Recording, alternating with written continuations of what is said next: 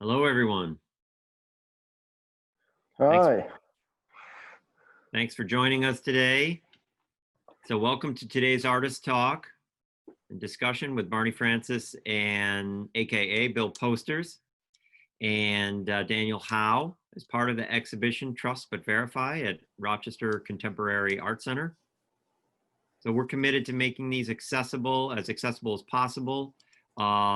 And we're pleased to see folks signing on and watching live on Facebook and on Zoom from far beyond Rochester. So that's terrific. And if you're having any trouble with the captioning, please send us a chat and we'll respond and help you figure out that tech. Captioning is available on Zoom. And so today we'll have a brief discussion with the videos that appear in our exhibition interspersed. And we received a few questions over the last couple of weeks that will be directed to the artists. And if you have any other thoughts or questions or comments, please put those in the chat, and we won't get to them real time, but we will revisit and bring those into the conversation toward the end, or as they fit into the conversation. First, I want to acknowledge we've a really complicated and tragic time here in Rochester.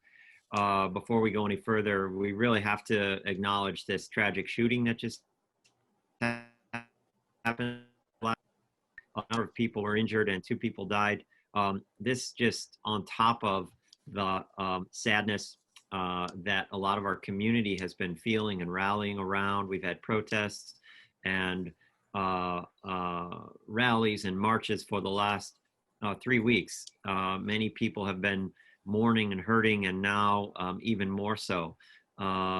Organizers have been tireless, and a lot of our community has been fed up with the injustice exemplified by Daniel Prude's murder. And so many people have been working tirelessly to create systemic change here in Rochester. Those of you who may be watching and want to learn more about this, start following Free the People Rock, and that's a great place to plug into the conversation in a way to support. But we really do have to acknowledge the tragedy last night, on top of all of this pain and suffering that now other families in our community are feeling. So it's a sad time. In addition to Trust But Verify, we have a number of other programs happening here at ROCO. I would like to name those off and encourage everyone to check those out. We have a terrific lab space exhibition of drawings by Andrew Zimbelman. And one of our other pivots, really over the last 3 months, 4 months, beyond being closed due to COVID, has been to work with a number of young filmmakers who are people of color living in our community. And we help to support them document how members of the Rochester community are feeling about public safety, the pandemic, racial injustice. And those lead filmmakers are Rashad Parker, Rajesh Barnabas, Darian Lehman, and a few others. And they produced a terrific documentary called Rock City Speaks. We had that playing in our front window as a public art project available on the sidewalk, and now it's available on our website. And really under the leadership of Rashad Parker, we're working with those same videographers and documentarians to produce a few more chapters of that project. So stay tuned for that. It's a terrific document recording this incredibly complex moment in our community here. We also have a wonderful public art commission around really important anniversaries here in Rochester in partnership with the Susan B. Anthony Museum and House. We're presenting Underpin and Overcoat throughout the city. And that project is presented along with the anniversary of the 19th Amendment. So those of you who have not visited those projects yet, please do. We're back open to the public now after several months of being closed, after having empty walls for so long. It's terrific to have an exhibition like Trust But Verify that's so important and so timely. And I do want to recognize the organizations and individuals and foundations and philanthropies that have supported this exhibition and made it possible. Aaron Newman, Blackbird AI, Rome Celli, Gallery Curo in Mexico, and all of our exhibitions here are supported by the New York State Council on the Arts and Richard Glazer and Security 101, another local organization that signed on to help make this very special and complex exhibition happen. So thanks for supporting all that we do. Those of you who are not yet members here at our organization, please consider that and stop by to see this exhibition Wednesday through Saturday, and then Fridays we're open till 9.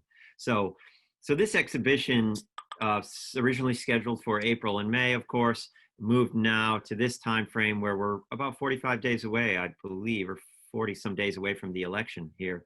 And the exhibition brings together these 3 monumental efforts, all to address our kind of grappling as a society with truth and accuracy, and perhaps the dissolution of that whole notion of truth. And we'll delve into that today. I think it'd be hard to argue that the implications of this trend aren't impacting everyone's life and public discourse, and of course our elections. And that's only going to increase. And it seems this erosion of faith in truth and relates to a general kind of distrust of science and expertise that we've been experiencing for a long time. But there have been some key occurrences in the last few years that have brought this to the forefront. Of course, Donald Trump's incessant use of the term fake news, which we addressed in Thursday's Artist Talk with Eric Koonsman. And another key touch point has been Kellyanne Conway's introduction of the term alternative facts. So those are dramatic instances by individuals that are attached to personalities.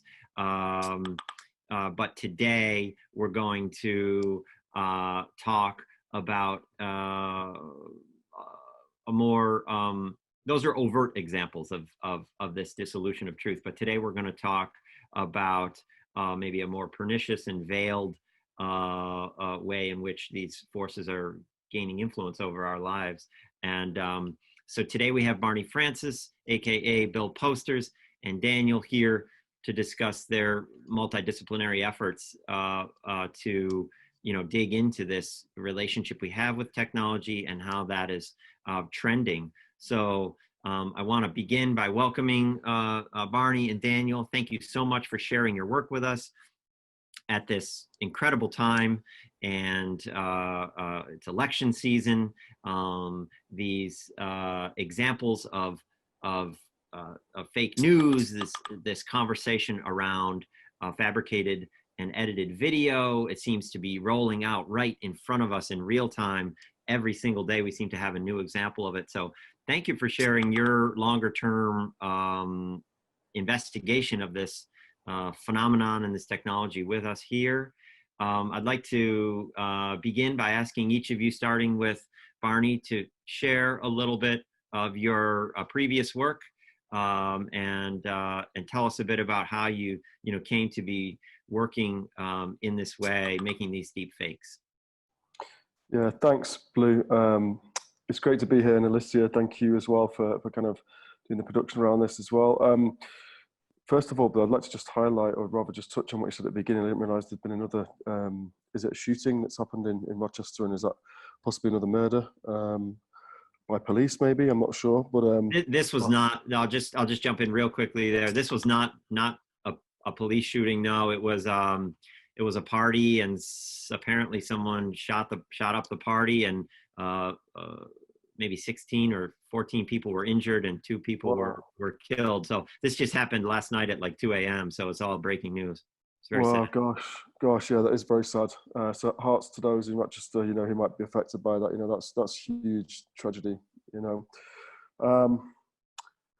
I'll talk a little bit about my work, as you suggested. So you can kind of draw a link or some kind of like connections with my practice into where it is now, really. And I think basically it's good to start in the streets. You know, that's where I certainly started doing my artwork when I was a young artist in my teens. You know, I was a graffiti writer from the age of 13 and spent 20 years, you know, just creating art in public space and creative activism in public space.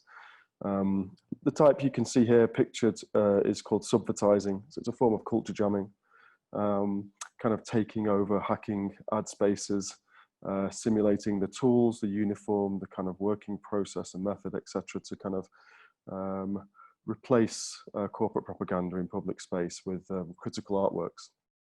And one of the images you're seeing there is from a coordinated international action that we did in 2016 that was around 60 artists or so internationally, 20 countries, all kind of galvanizing together around a kind of thematic around what we'd like to see going forward in society, rather than the kind of positions of anti that we always seem to occupy when we're kind of critical public artists. You know, we're all very anti-capitalist, we're all very anti-consumerist, anti-fascist, etc. But it's almost like we need to kind of conjure and imagine the world we want to see as we move forward in time together. And that project was an attempt to manifest those visions of the type of society we want to see going forward. But yeah, I spent a long time basically working and critiquing what kind of academics call persuasion architectures in public space. And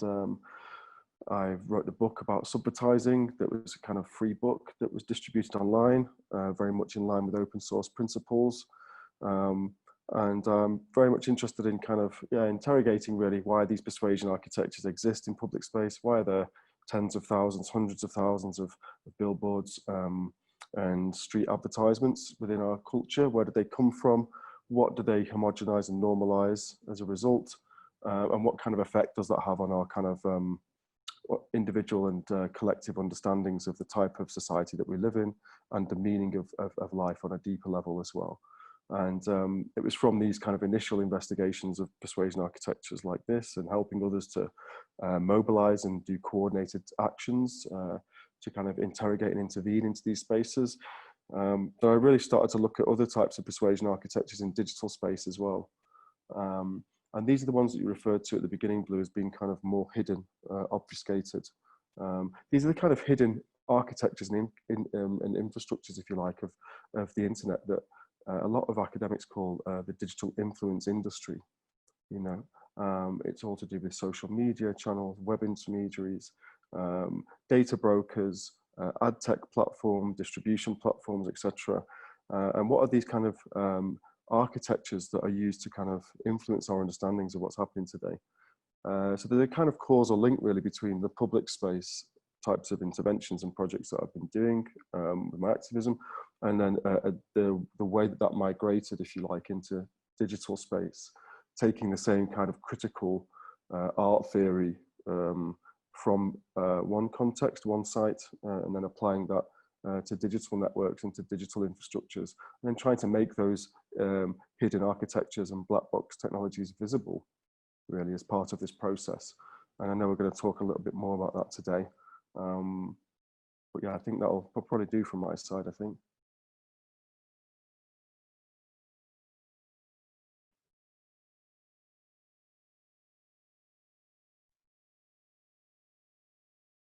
Great. Yeah. So we'll kick to Daniel, and I think we have a few images of your recent work, Daniel. Great. Hi there. Greetings from Hong Kong, and also thanks to Bleu and Alyssa and Rocco for including me in this super interesting show. It's also been great to learn about the work that Rocco has been doing, both historically for what 40-something years now, and also over the past weeks and months in supporting the protests and Black Lives Matter. Anyhow, so I'm an artist and a hacker, and in my work I use computer algorithms as a way to explore issues around privacy, surveillance, civil rights, climate justice, and other sort of social values. And often I try to create sort of interventions into situations where there are large power differentials, and where citizens are on the wrong side of those differentials. And this might be in regard to authoritarian or oppressive governments, or to corporate platforms like Google and Facebook. And in recent work, I focused on online data and surveillance capitalism, as well as disinformation and propaganda campaigns in social media. One aspect of which has been the deep fake works that are on exhibit here. And I think these are particularly interesting to consider in the current moment, as they address all sorts of important concerns about identity, consent, truth, propaganda, and the general impact of new technologies on our democratic institutions.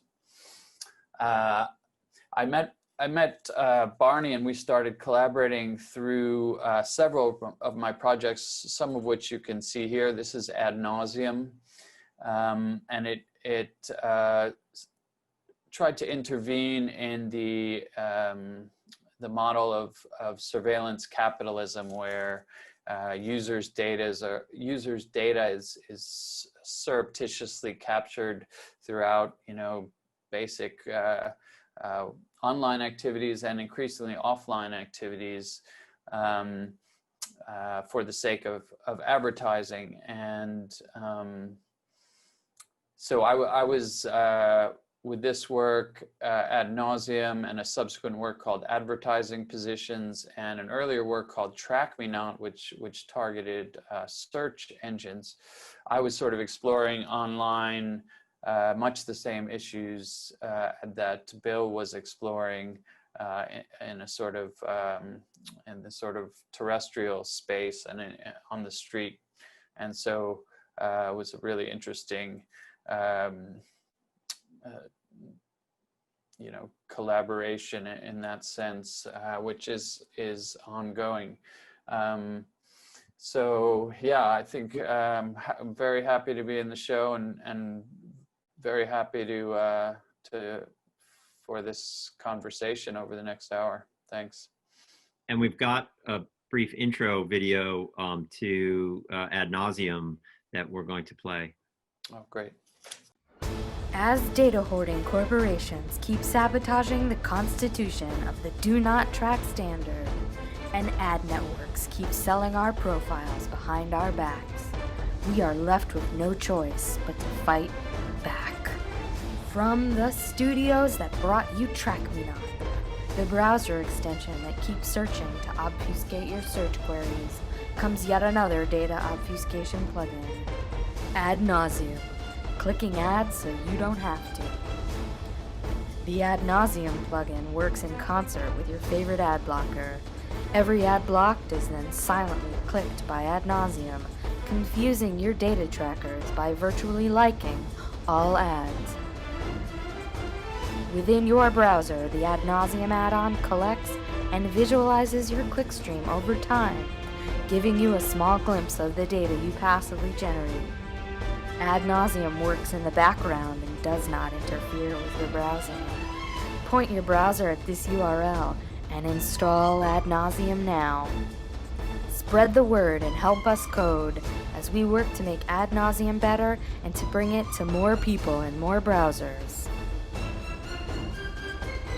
Finally, to the ad industry, we would like to say it is time to be respectful of our privacy expectations. Let's work together towards an honest and meaningful Do Not Track standard. Until that day comes, be sure we will keep pushing your buttons. All of them.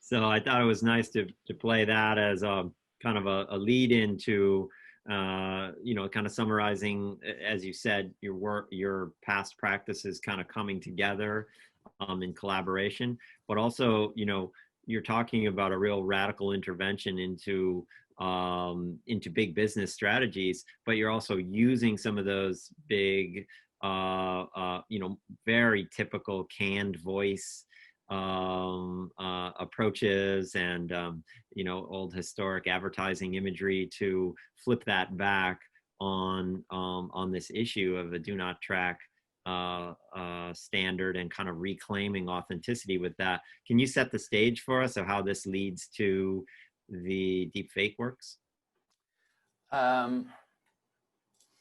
Yeah, interestingly, a lot of those videos were originally made by the government in the 50s for their own sort of propaganda or advertising.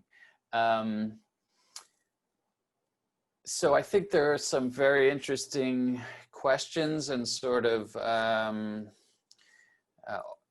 intersections between deepfakes and surveillance technologies and surveillance capitalism. Of course, the surveillance technology industry is dominated by the big technology platforms, or has been, Google and Facebook.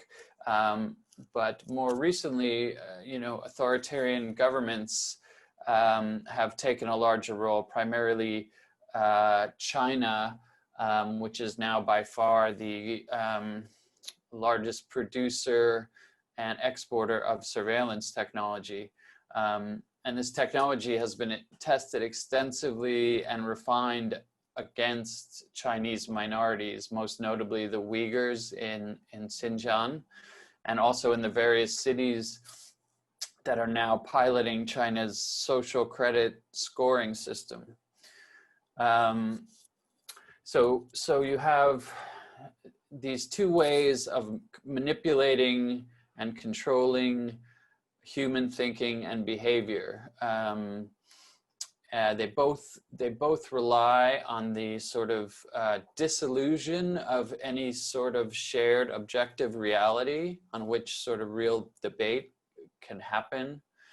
And I think they both exploit those with the most to lose, as is often the case historically. You know, it's the marginalized that suffer most when power is exercised in these ways. You know, whether in regard to race or class or religion or gender or sexual orientation or even geographically now as relates to climate change. You know, these groups feel the effects of these practices disproportionately.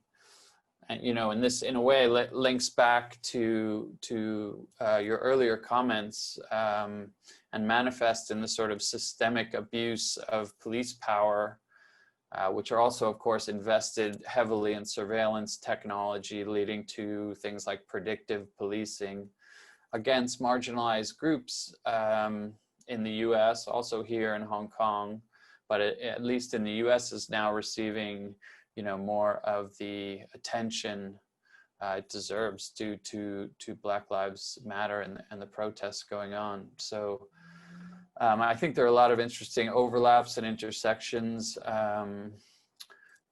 but it's great, at least from afar, to see these issues getting addressed in some sense on the street. Yeah, and I could just jump in there as well, you know, and just add that, like, you know, when me and Daniel first started really digging deep into these kind of like emergent technologies of power and the hierarchies of knowledge that come with these new technologies of power, we really were in the context of the post-Cambridge Analytica uproar and scandal, you know, where some of these, oh, 1 second, actually, sorry, I just need to jump out for 1 second. Daniel, could you take over and just talk a little bit about the beginning of Spectre and where that came from and why we were so interested in it? I've just got to be, I'll be 2 minutes, I apologize. Do we jump right in and play the first Zuckerberg? Yeah, why don't we? Let's do that.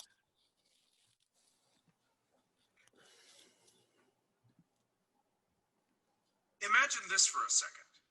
One man with total control of billions of people's stolen data, all their secrets, their lives, their futures. I owe it all to Spectre. Spectre showed me that whoever controls the data controls the future.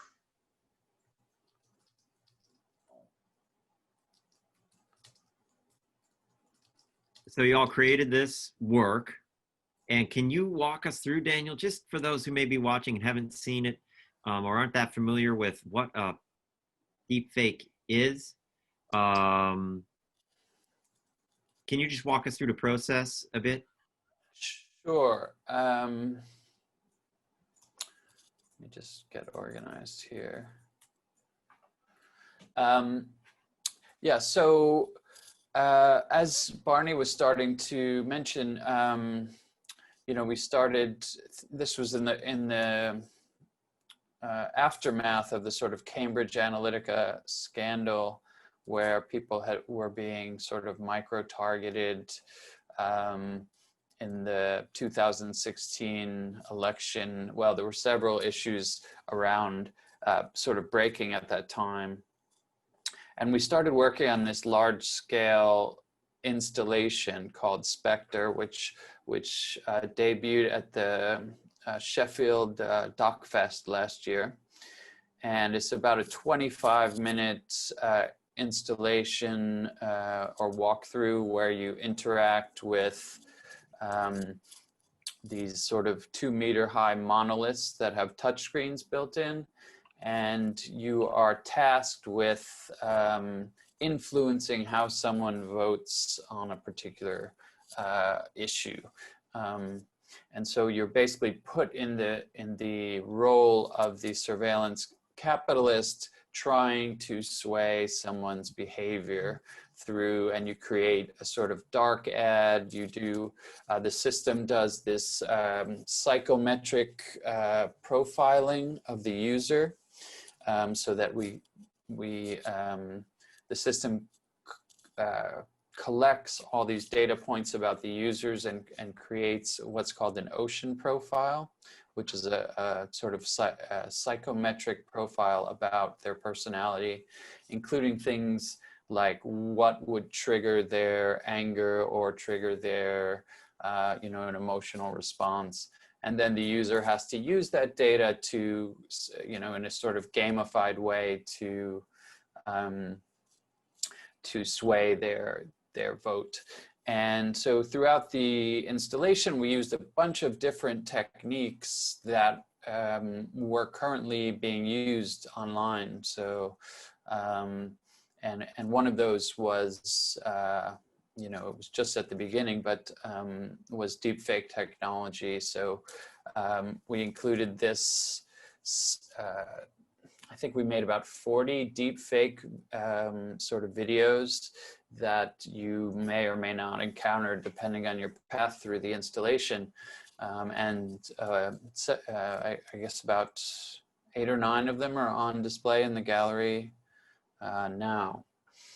And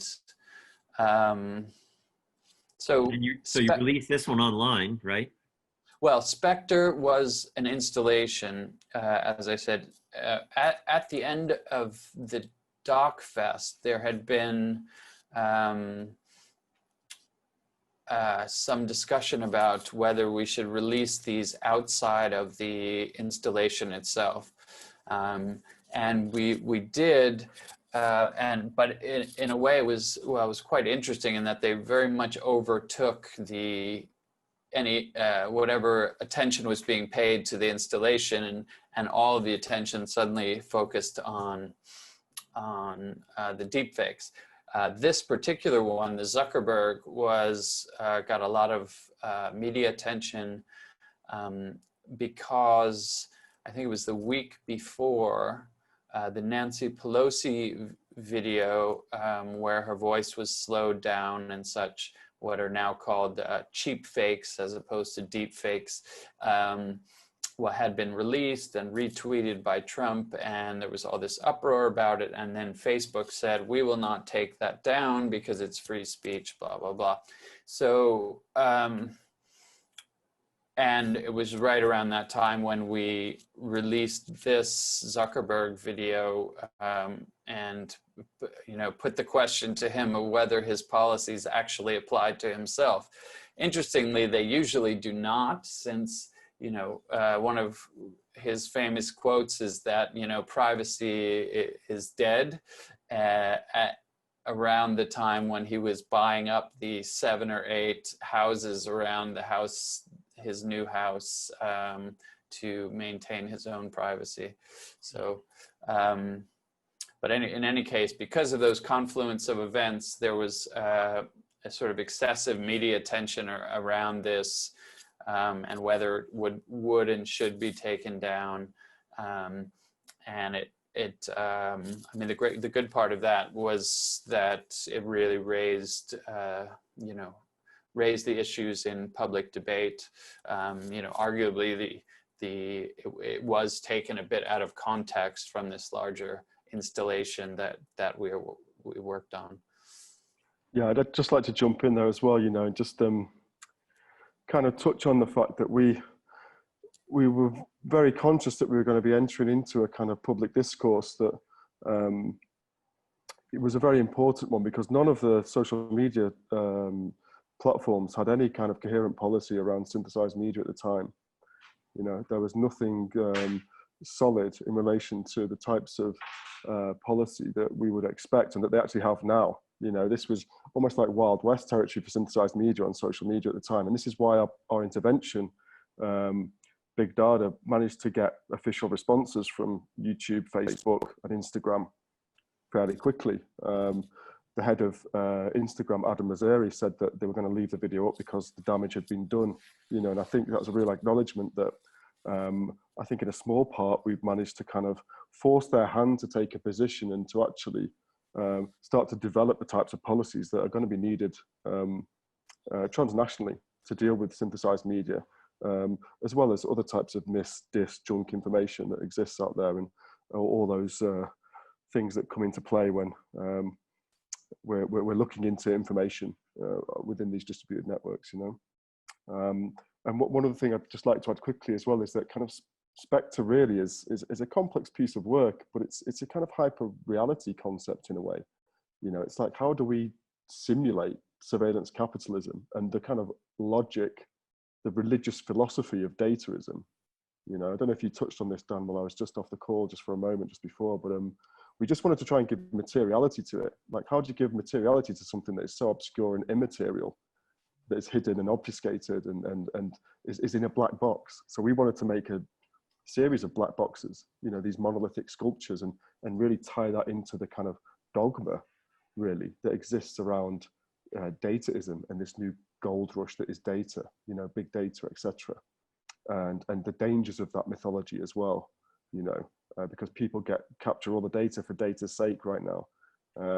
And we're failing to see a lot of the benefits that have been hyped around these amassments of huge data sets materializing, be that in a pharmacultural context, across various sectors. Really, we're not really seeing the kind of like increases in life benefit that come with that type of big data analysis. So there's a real mythology around that we wanted to try and tap into as well, on a spiritual level. Like, what does that mean when we have these really weird ideas about what's so important in life and what creates so much meaning, and how can we tap into that and subvert it a little bit and take a critical stance to look back at these huge powerful logics now that determine so much around what's important in life, and even our life chances. Not so much for us because we're all white, I guess, heterosexual males, right? So we're the most privileged people on this earth, literally, by default of being born white and male and being heterosexual.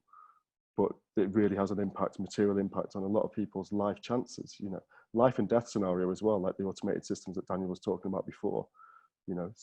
Serious stuff that we're trying to engage with, and hopefully make that kind of accessible and relational. And deepfakes were one of the windows in, if you like, a multisensory form of media that could really take a viewer into these really deep and more systemic issues, but deliver them in a monologue form that has a hint of surrealism and a hint of Dada within it as well, which is referenced in the title Big Dada. You know, the amount of people that think it's big data, still trying to steer that one away. But yeah, that's a few points from my side that I think are worth mentioning at this juncture. You know, it's like, how can we use these new emergent synthesized media, be critical to their existence and the potential harms that they may cause, but also use them as an engagement tool, as a form of art, to take people into an exploration of some of these critical systemic tensions. So let's watch one more.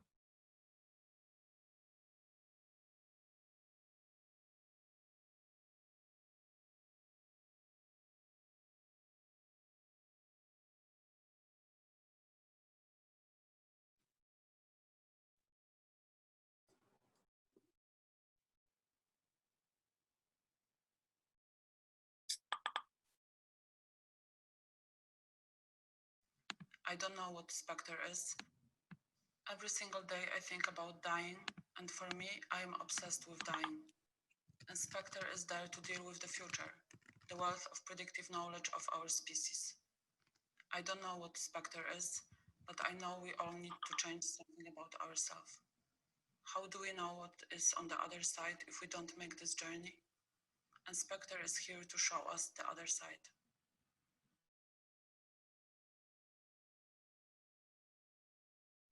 So those who don't know, this is Marina Abramovich. I've never really known how to pronounce her last name, Abramovich, perhaps.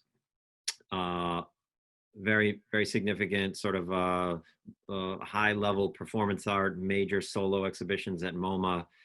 Tell us why you chose to feature her in this way.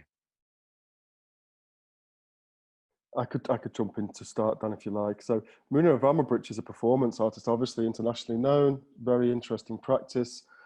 Also has a kind of like a preoccupation with death within her works, you know, and the human condition, etc., as most artists do. But she's significantly one that's a performance artist who we wanted to kind of bring into this conversation a little bit, really, and look at performance art through the lens of these synthesized media and deepfake technology techniques as well, because someone is performing Marina whilst this process is technically achieved, you know. So there's a performance element to synthesized media in the way that I personally, and myself and Daniel, have explored it with Inspector and Big Data. You know, there's this whole performance aspect to it, where you create one data set that is a voice actor using a script, reading a script, and then that's fed into the software basically to use to train how the mouth moves, and then recreate those iterations of mouth movement for every frame of video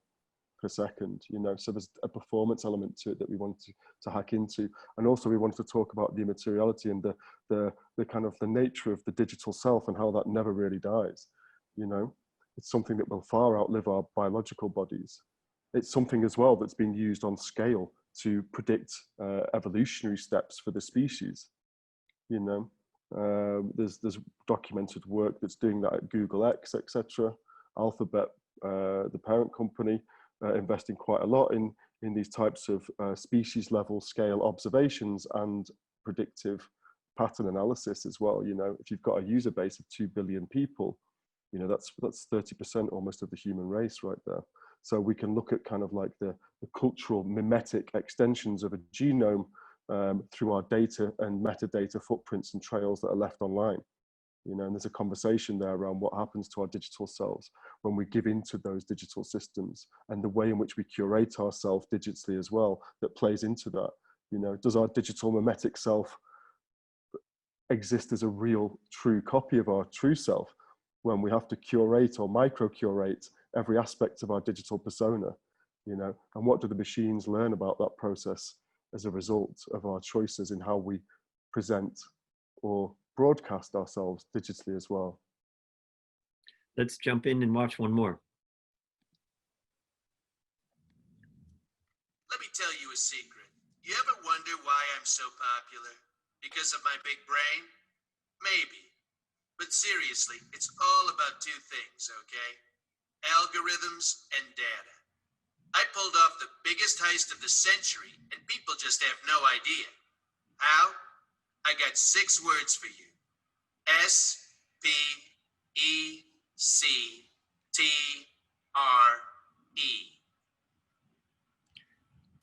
I just pulled off the biggest heist of the century. Yeah. So far. Yeah. So maybe I mean, spell out for us what you two are, what are you two commenting on there and what we're working saying, Dan, what we're saying with Trump, fascist, the no, in fact, not even proto-fascist, just fascist that he is. What are we saying?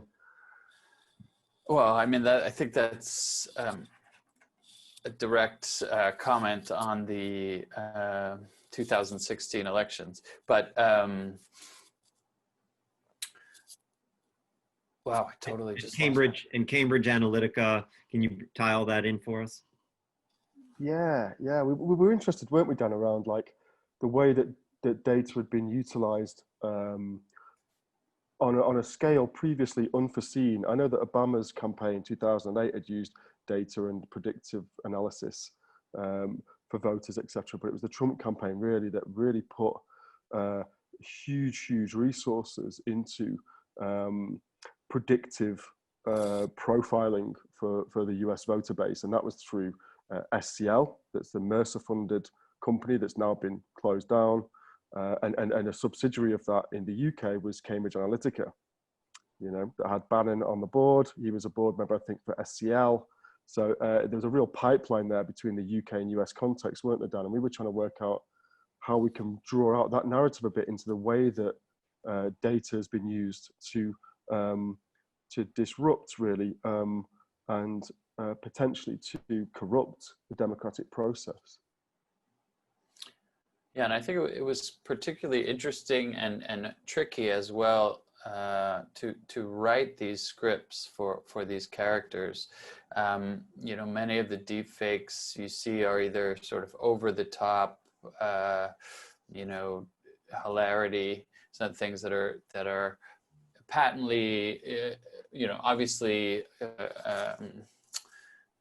humorous, and then there are the other ones that are sort of really trying to manipulate people into believing they are true, and we're trying to find this sort of interesting sort of border space where you know, there's you know, you can sort of believe that what some of these celebs and politicians and artists are saying, and then there's this other part of your brain which is rejecting that and saying, could this really be, you know, it's this interesting way of getting at the truth by you know, hinting at it and letting the user, the watcher, sort of come to their own conclusions. Yeah, that's it. Dan, I'd just like to interject there, just riffing off what you're saying. You know, I was always a big fan of Jenny Holz's and her truisms, you know, and it's almost like when we and Dan first started working on these scripts, we were like, well, what should these people say if there was any public accountability, transparency, and truth? How can we embed truth or truisms within the deepfakes as well? So it's that space that Dan was talking about, where that cognitive dissonance is like, well, this could be true. Is this a kind of like an acknowledgement or a public apology or some kind of like reckoning within that, or is it just total disinformation? You know, we wanted to embed truths within it. You know, and the Trump ones, especially the Mark Zuckerberg ones, especially the less philosophical or Dada-esque ones that Dan mentioned. You know, they're really kind of like really critically interrogating and bringing out real world information into those deepfakes, so they can't really dismiss them as just disinformation and art that's devoid from truth. You know, there's real stuff in there. Like Mark Zuckerberg is the one in control of billions of people's data at Facebook. He's the majority shareholder, 57%, always will be. You know, literally the book stops with him, right? So those consolidations of power are legitimate to explore and critique. So yeah, I just wanted to add that in there, Dan, really, just to build on what you were saying. Yeah, and I think, you know, that sort of border space is part of what makes satire, you know, valuable, and it, you know, historically and in the present, where you have this sort of frame in which what is being said is both totally false on the one hand, and yet deeply true on the other hand. And that I think is very resonant when we think about the sort of post-truth moment that we inhabit. We're like on the cusp, really, aren't we, of like art and propaganda, or computational propaganda. You know, Spectre is a piece of computational propaganda. Really, it's art. Yes, it's conceptual, but we're on that borderline, those margins between art and computational propaganda, and really trying to stress test and explore those tensions within that liminal space, I guess. Up next, do we have Kim Kardashian? We have Marcel next. Is that okay? Let's skip to Kim. You want to do that? Okay. When there's so many haters, I really don't care because their data has made me rich beyond my wildest dreams. My decision to believe in Spectre literally gave me my ratings and my fan base. I feel really blessed because I genuinely love the process of manipulating people online for money. Now, I wanted to skip to this because it resonates with what you all have both said about this middle space, and I can absolutely see it. And I believe we've actually had some visitors comment on this, wondering if she actually said this. And I, you know, this could derail us into a conversation about reality TV, but there's a kind of a cynical nature to some aspects of American celebrity where you can picture her saying this and it actually not offending anyone, but it only increasing her seeming celebrity stature and power and reach for that power. The Zuckerberg for me goes in a slightly different direction, but I wonder what is it about these American celebrities and what is it about this moment that or perhaps your spot right now, both of you, where you can look at American culture using this technology. It seems you have a lot of material to work with. Yeah, if I could start, Dan, just quickly. Sure. We really wanted to hack into celebrity power, you know, cultural capital, social capital, all these things, and use that as a lens to look back at things, you know, and harness all those connotations and signifiers that come with that, you know. And having a muse like Kim Kardashian is super appropriate, I think, in that space, you know. A cultural phenomenon, you know, and also you can draw direct links. I think I talk to my partner Sally about this all the time. You could draw direct links, I think, between like the normalization of the death of privacy and the rise in reality TV, and the way in which it became so normalized to have every facet of a private life on public display and broadcast as well. You know, there's been a wider cultural acceptance that everything should be recorded or transmitted or broadcast every day of every moment of our lives. And we do it ourselves with social media. So there's this kind of like exponential rise in surveillance technology apparatuses, the birth of surveillance capitalism, etc. And also this kind of cultural acceptance that like privacy, even our intimate private moments, don't necessarily need to be private moments. And we can enjoy the voyeurism of looking into those moments and parts of other people's lives too. And I think Kim Kardashian is a perfect metaphor for that aspect of public life now, even private life, you know. It talks on a few different levels. And I think utilizing the identity and the biometric data of these different celebrities and powerful kind of iconic figures was part of that strategy, really, I think, to try and get into people's heads a bit, Danny. So we've teased out and kind of set the stage for this. Fast forward, you know, I've kind of, as a curator here, I've kind of positioned this work in the context of our show as the future. We have past, present, and future with 3 projects in our exhibition. So what are some tangible examples of this sort of, perhaps the most benign term would be content marketing, and a more frightening term is, surveillance capitalism, which you two both use. What are the tangible ways in which this is already a part of our life, and where do you each see this heading?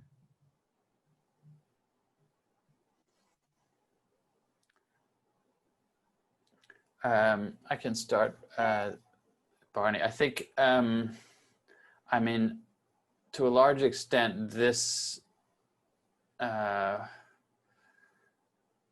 phenomenon of surveillance capitalism is, to some extent, the fabric of our life at this point, and it's certainly the dominant business model that or at least the most most successful business model that is being used by all these technology platform capitalists. So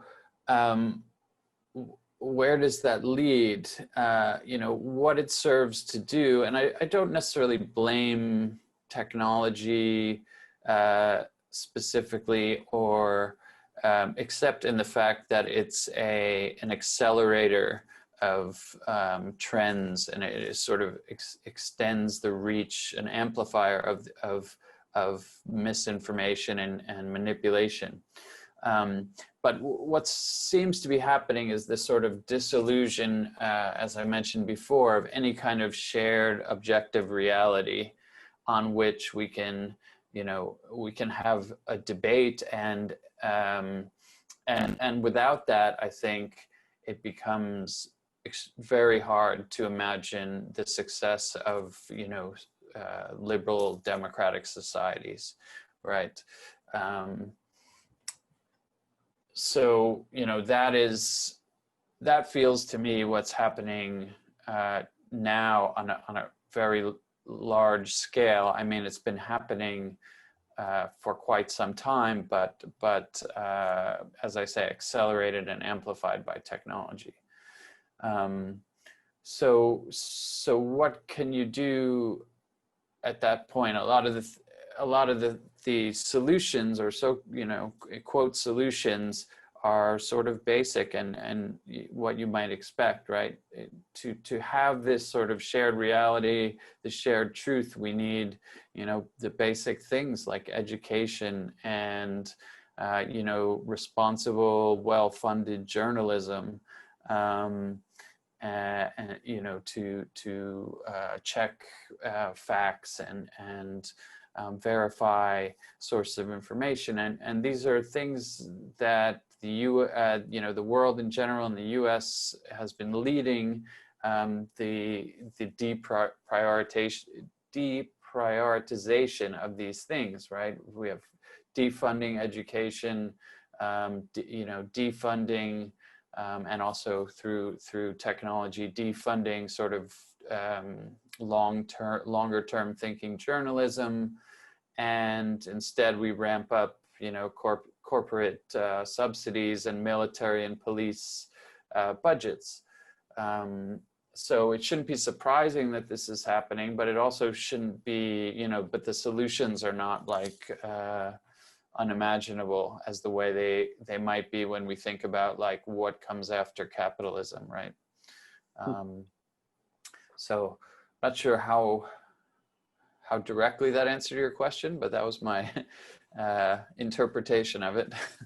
Yeah, it's great. Maybe I could zoom into like a bit of the kind of like go from Dan's macro analysis there, which I do agree with, on the whole, and zoom in on a micro level to say synthesized media and its place in our culture today or in society today. And I know you mentioned, Bleu, at the beginning. You mentioned how that you're seeing kind of daily examples of synthesized media, of deep fakes in a political context during this lead up to the election, etc.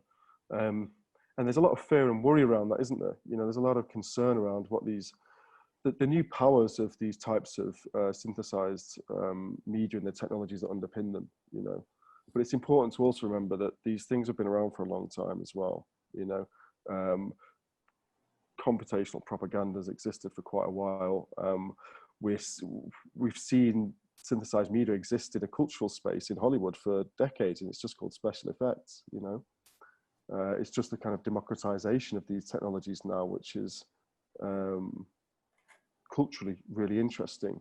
But this is what's flagged up a lot of the kind of recent concerns and worries around their potential negative impacts, you know, in political discourses and spaces, etc.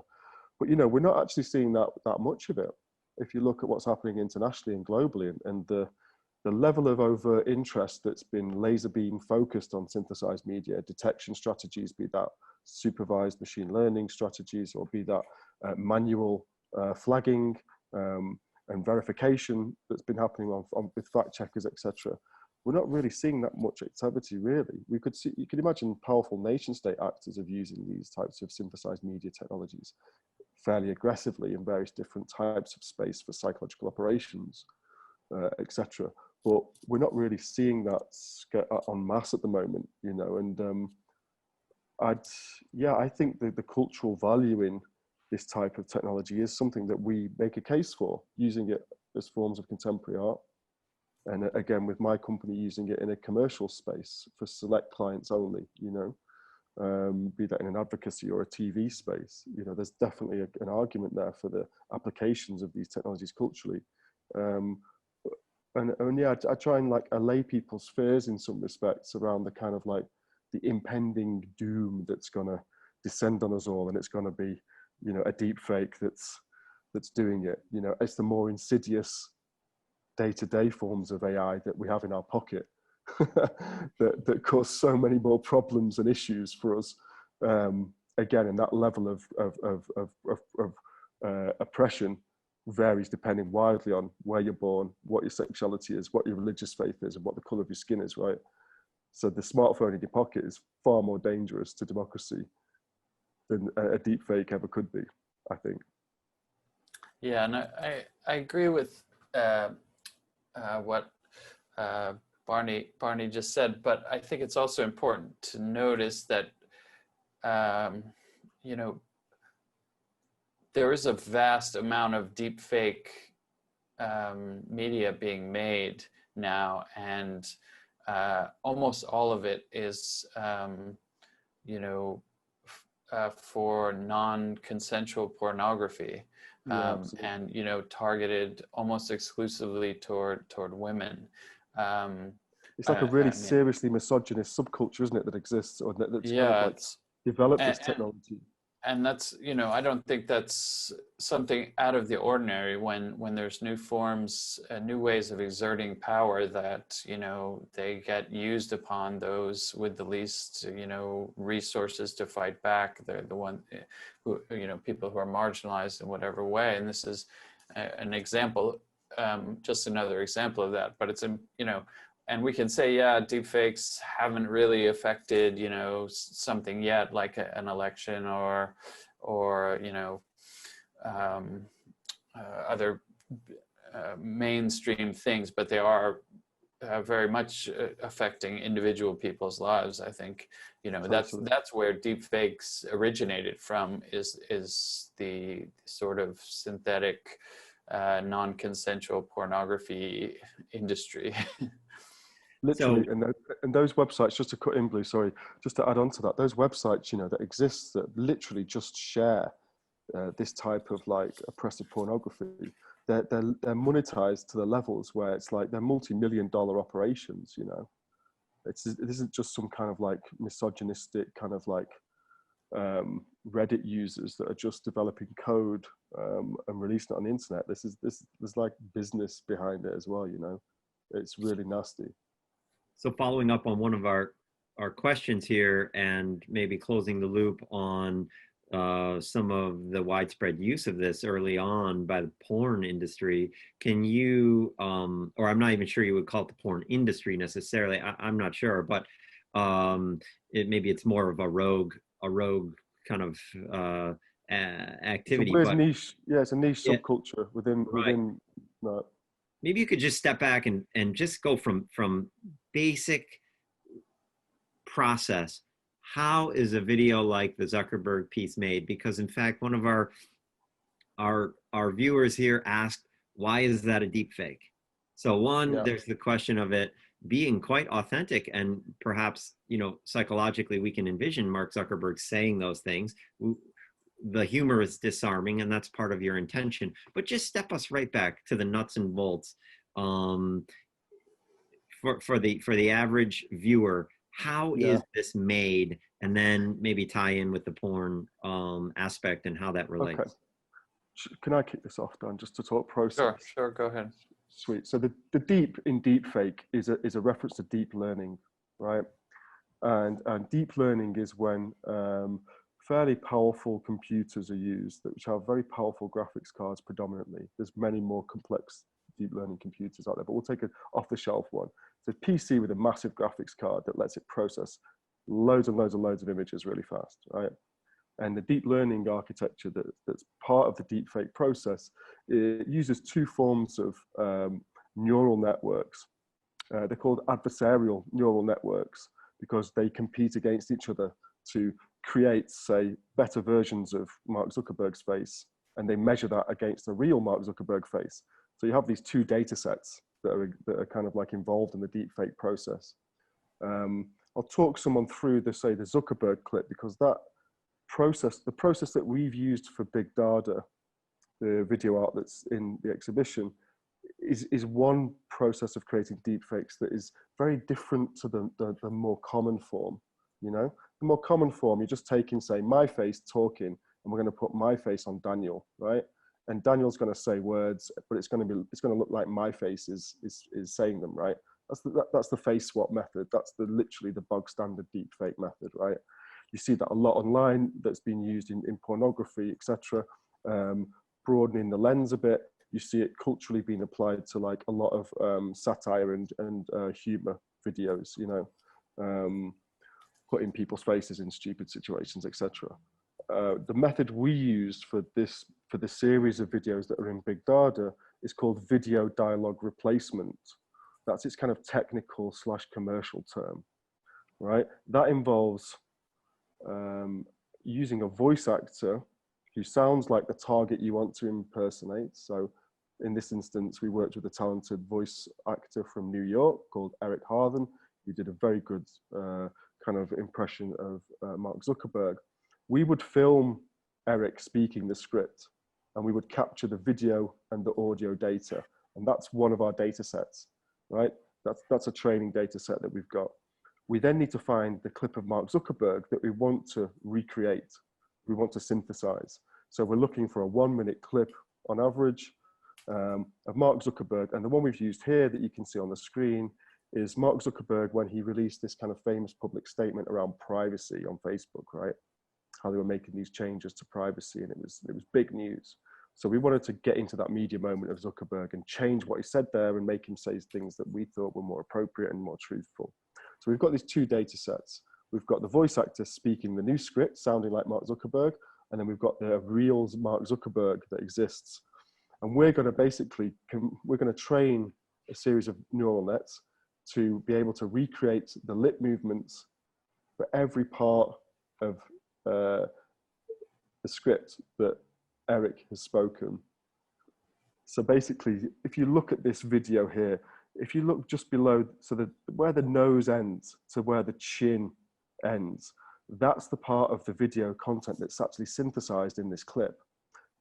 The other 97% of the pixel space that you can see is the original video content. We're not changing the whole face here. We're just changing what the mouth is doing and what the mouth is saying or looks like it's saying. And that just involves breaking the video down into its component parts. So if we look at, say, a 30 frame per second piece of video, that means we need to synthesize 30 mouth positions per second of video for the duration of the clip. And that's what the deep learning architecture does. It learns how to copy and recreate, if you like, almost like a painter will paint a kind of reproduction of a still life. These are computer vision processes that are rendering a reproduction of a mouth position for Mark Zuckerberg. I hope that makes clear. Do you have any kind of clarifiers on that, Blue, that you think might be worth going into to try and explain? No, I think it's very, very helpful. And also, you've categorically spelled out that within the notion of a deep fake, there are various different technologies at play, and they're evolving. And I'm glad you mentioned the face swap app, because, in my offhand, brief gallery tours and talks with visitors and people stopping in, I've been mentioning, well, hey, in a year, we might have the technology that these two artists have used on our phone. That's just my offhand way of talking with them about the progression of these technologies, and computing power. And as we all know, computing power is increasing, exponentially, and the availability of it is seemingly often discussed as an incredibly powerful democratizing tool.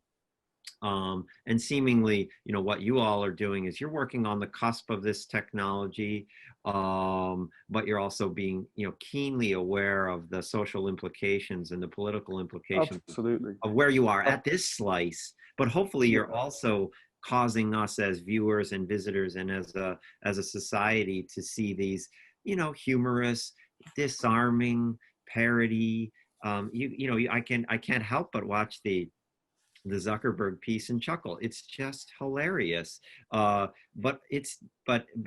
you're also causing us to look farther out and think, what's next? Where's this technology heading, and how can it impact us next? And I think that's, maybe I could ask you all to reflect on, why is it important for artists to be on that cusp and using this technology both as it is, as it may soon be available to, a casual Photoshopper like myself, or and where it's heading next with this march of technology and available software. Why is it important for artists to be critical and involved and supported and vocal in that process?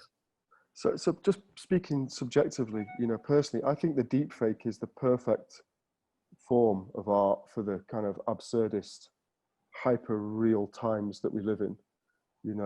It's as Dan said, in a post-truth context, I feel like the deepfake is a form of art that is very well suited to our current age and time and historic moment of today, to quote a phrase from Trevor Paglin. And I feel that as a form of art that is multisensory, that builds on the history of video art as well, and new media art, I feel there's a real opportunity with this type of video art to really use it as a window into some of these more systemic issues that myself and Daniel are very keen critically to interrogate with our practices. So for me, it's it's the most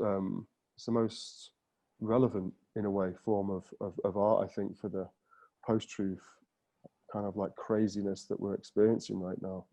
But there is, like you say, real ethical concerns, and so there should be, about the way in which we as artists apply these technologies and the context within which they appear as well. And that's something that we've actually, is well documented. We've talked extensively about that in different podcasts and news magazine pieces, etc. It's a big part of our practice, and we are very much aware of how these forms of art exist in information ecosystems, especially on social media. So we work hard to contextualize those posts that go out. They're not sent out as pieces of disinformation. They're always linked to the conceptual art project that they're a part of, etc. And that's mirrored in the way that the fact checkers at Facebook and Instagram, etc., mark our works as art. We've never been marked as disinformation. What Facebook or Instagram have done on the back end to try and limit the spread of these things is a different thing. And we have some interesting evidence, documented evidence about that. But publicly, at least, their fact checkers have done a good job as contextualizing our video art interventions, especially as pieces of art. So that's important to us. So how do you navigate working? You said you're actually working with, you use the term corporate clients. I know that in some cases you're working actually with NGOs and nonprofits that are that have missions and ethos that you align with. How do you navigate that world, and where is this kind of investigation headed for you all? So just very briefly on that point from my side, yes, I am. I have a company that does work in a TV and advocacy space using synthesized media, predominantly moving image. That client list is very small and select. There's musical collaborations with artists. Just released a video. We produced a video for Uzi Vert, who's on Atlantic Records. So again, a cultural extension of applying this technology into the music video space was quite interesting. Using a variety of different deepfake processes for that as well, actually, which was quite interesting, I think, for the team. And then, yeah, there's a TV project as well that's at pilot stage. But wider than that, you know, there's no way on earth my company and my team would ever work with an advertising or marketing company.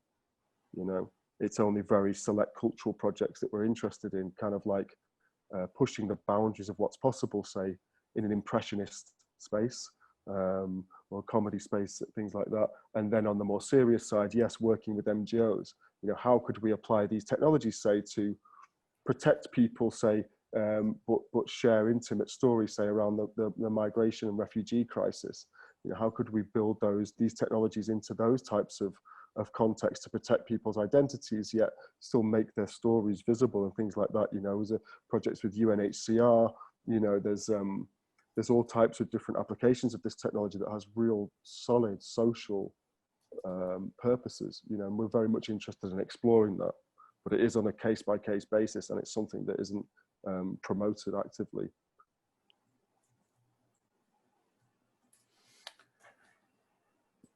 I guess for me, it's a bit different in that,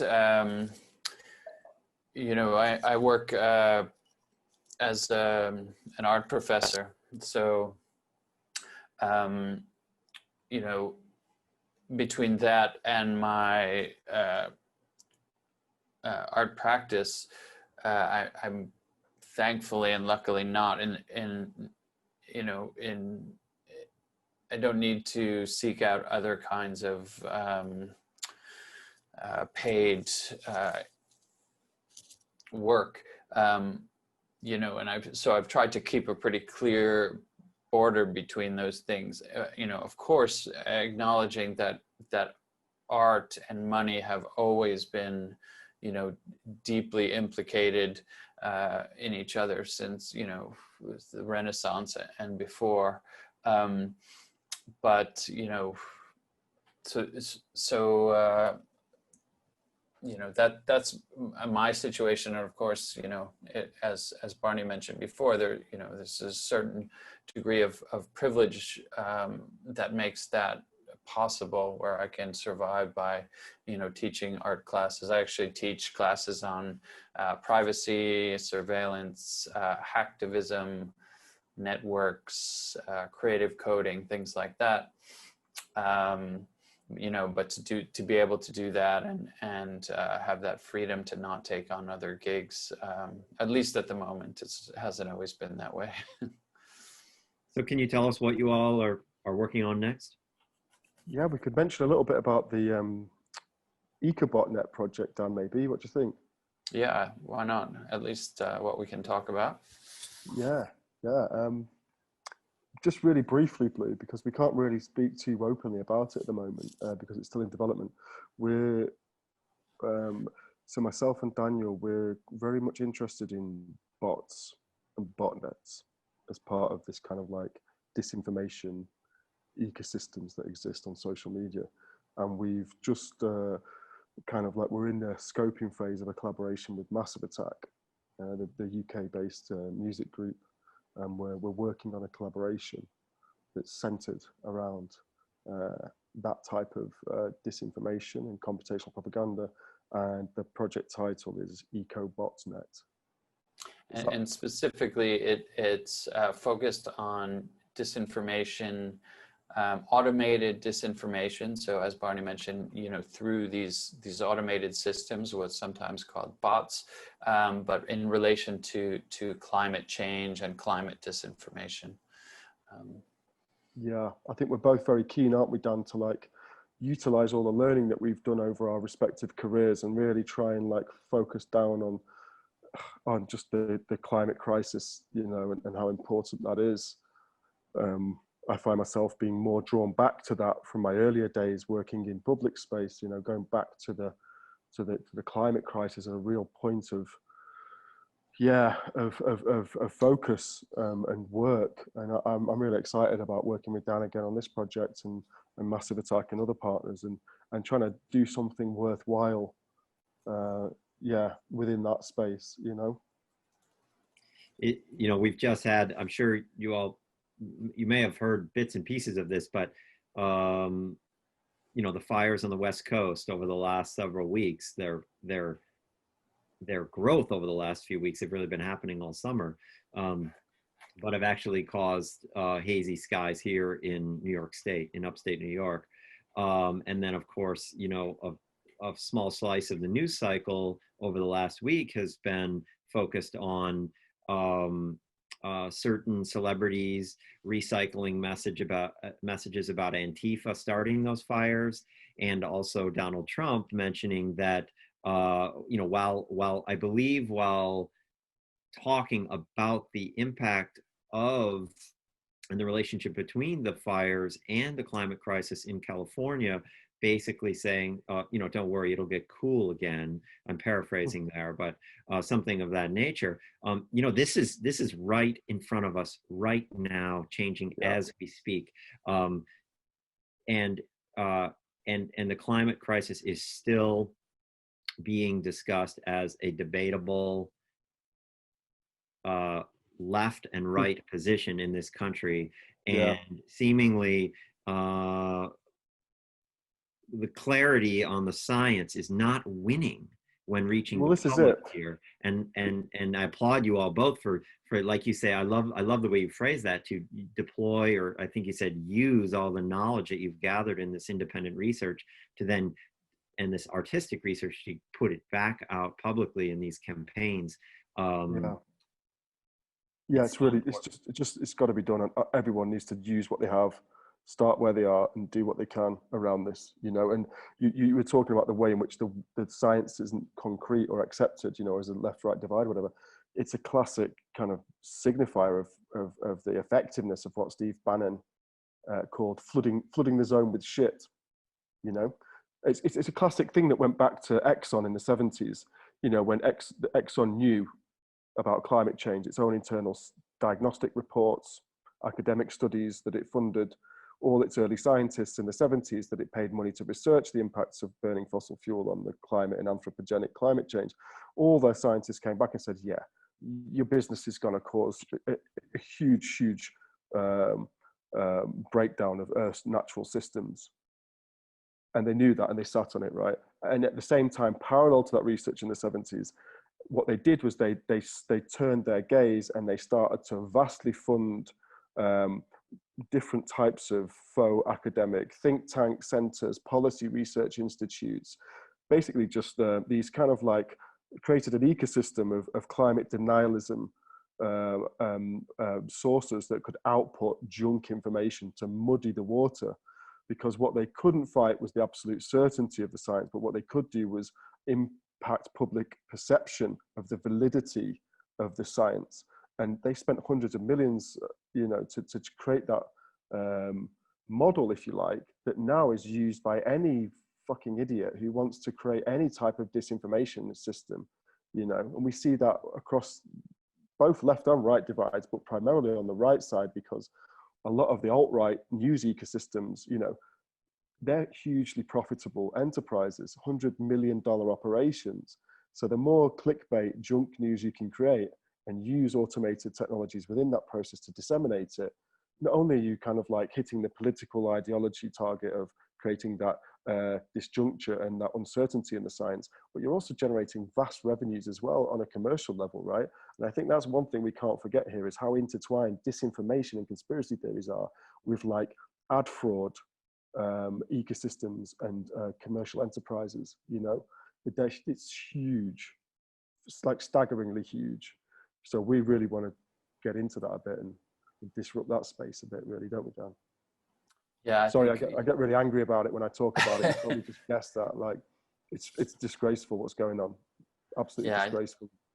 I think it's really important to speak the language that these institutions and corporations understand, and there's only one language, which is money.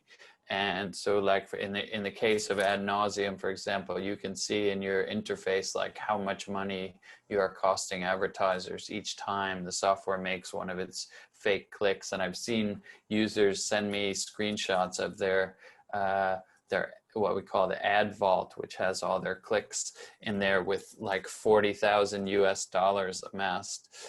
You know, and if you multiply that times 50 or 100,000 daily users of the software, you know, we're maybe starting to hit Google and Facebook where it hurts a bit, and they might begin to think about other models. But that's a very sort of pragmatic approach. I think the other thing we need to think about is the sort of mindset that people are in right now, and the question of what truth and subjectivity and objectivity are, and on the one hand, how we need to deepen those things and sort of move past the idea that truth is like a black and white thing, right? And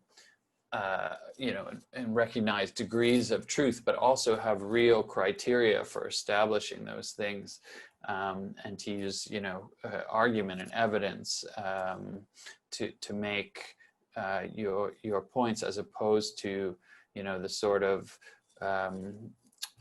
U.S. Republican, I feel it in my gut argument. It's true because I feel it in my gut. And, there's I was reading the physicist Carlo Rovelli recently, and he had this interesting metaphor about, antelopes in the early days of the human species, saying that like there were all these amazing narratives that came up, cultural stories and such about antelopes, and they were very beautiful how they, moved through the stars and whatever, and then there was this sort of quote scientific knowledge of like how to track an antelope, and these narratives exist on very different levels, because in the first case you end up starving to death, and in the second you can actually like track down an antelope and you can eat, right? So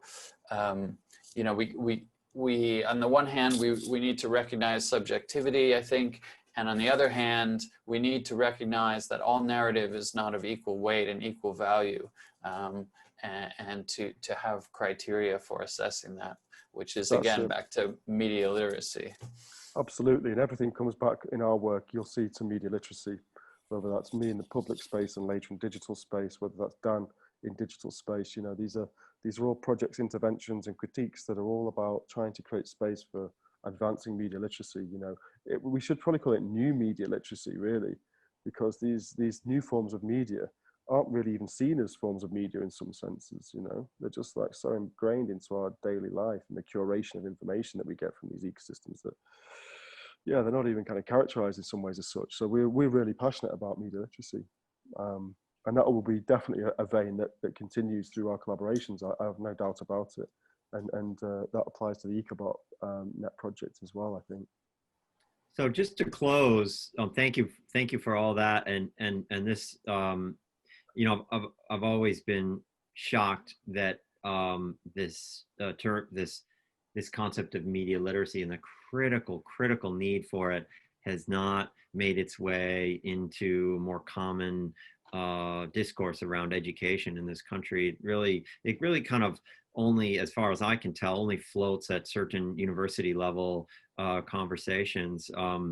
That's crazy. Yeah, it just, and it really needs to be happening at a much younger age. Obviously, not being involved with teaching, I could be I could be wrong about that. Maybe there are some circles that are working at younger ages there, but anyway, that's just a quick reflection. Maybe just to close, could you all offer some advice or some ideas or some suggestions, perhaps just words of motivation to younger artists who are concerned and interested and are working today? They're looking at a really complex world where some of our traditional art venues are struggling. Even smaller, more artist-oriented spaces like us are, we're really trying to figure out a whole new world. Performers, performance artists, musicians are struggling and looking at who knows what over the next several years. Not to mention that there seems to be this amazing need for artists to engage with these critical issues and do so quickly and get their work out and engage with these issues in a really deep and meaningful way. Can you offer any last bits of advice or a suggestion or motivation for those artists? It's a hard one. Quickly, I'll just say that two things. One is I think it's really important to try and understand and look below the levels of these technologies that we interact with on a daily basis. Without some understanding of how technology and data and networks happen, I think it's very hard to make a real contribution in the current moment. That's point one. Point two would be like just to recognize, how dark things seem right now, but to realize that, you can still do something, and at very least, I would say that your own life will be better when you are trying to do something, even when the odds, against succeeding seem overwhelming or insurmountable. That's my sort of negative, tinged with a hint of positivity response. Classic Dan. I love it. Yeah, I think, Dan, though, I'll build on what you're saying there. We have to be real about the situation that we're in. We have to check our privilege within this context that we're moving through and we're experiencing, and we have to use that privilege as well, if in whatever form that may be. I think a message to artists today would be to just like Dan says, don't take things passively as things are presented to you today, because really the way that power operates, it operates in many ways that are visible and overt, that are kind of to do with the regulation of the body and the physical control of the body, that Foucaultian type of thing. But also more recently, it's about smart power, and this is a concept that comes from the German philosopher Byung-Chul Han, right, who I am very much an advocate for. And he talks about the way in which smart power operates today, and it's almost by its very power is denoted by its invisibility, and the more quietly a power operates in a computational sense or in a digital sense, the more powerful it is as a result, and we see that across the board with these new digital ecosystems that have been developing over the last 20 years, the algorithmic colonialism that's embedded in so many, or algorithmic neo-colonial that's embedded in so many of these digital architectures, right? And the way that they exert power, control, violence on other bodies, etc. It's to really, my message would be to really just to think critically about the way in which things are presented to you and why that is, be that in public space, be that in digital space, and to really start to be interrogating and questioning the way in which culture is presented and the meaning that is wrapped up in that presentation as well, because we really don't have time at the moment to fuck around. And I am all up for very beautiful pieces of art as forms of individual expression. But what I'm more passionate about is collectivized forms of art that do so much more than just create a beautiful thing that sits on a wall. I want to see artists involved in a rigorous process that's just as equal and just as valuable and meaningful as the aesthetic output that's at the end of it. For me, art is so much about kind of taking the principles of the kind of 1990s like alter globalization movement, you know, the do it together principles. You know, we have the punk aesthetic DIY principles that I certainly spent a lot of time exploring when I was a graffiti writer, and all the problems of power and hierarchy that I came up against really within that kind of subculture. It really made me pivot towards this do it together type philosophy.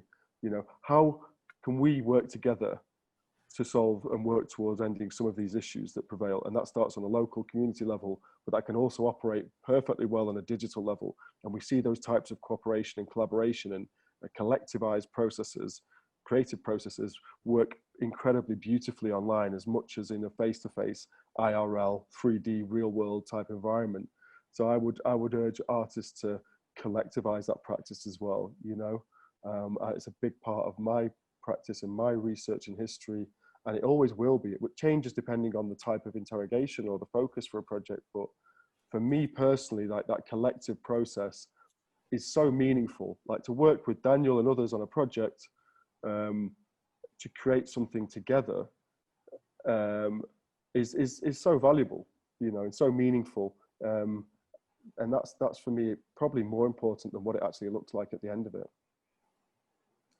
Thank you, Barney. Thank you, Daniel, for this discussion. I want to thank Alyssa and Jas for their work producing today's artist talk and conversation. We'll have this up on our website and on Facebook in a few days. And I want to invite everyone to join us again for the final artist talk associated with this exhibition, Trust But Verify. That will take place on October 10th at 1 o'clock. And that will be with Octavio Abundez, whose monumental painting, A Fake History of Humanity, you can see right behind me in this backdrop. So we're looking forward to that. Thank you again for joining us and making the time. Keep up the great work. And we're going to make an effort to share both, Barney, your recent book that you've worked on, and we'll push out the ad nauseum. Wonderful. Thanks so much, Bleu and Alyssa. Try that out and engage with it. Wonderful. Yeah. Thanks so much for the support, Bleu. Yeah, we really appreciate it. Indeed. Very much so. Thank Nice you. one. Have a great day. Take care. Lots of love. Bye-bye. Bye-bye.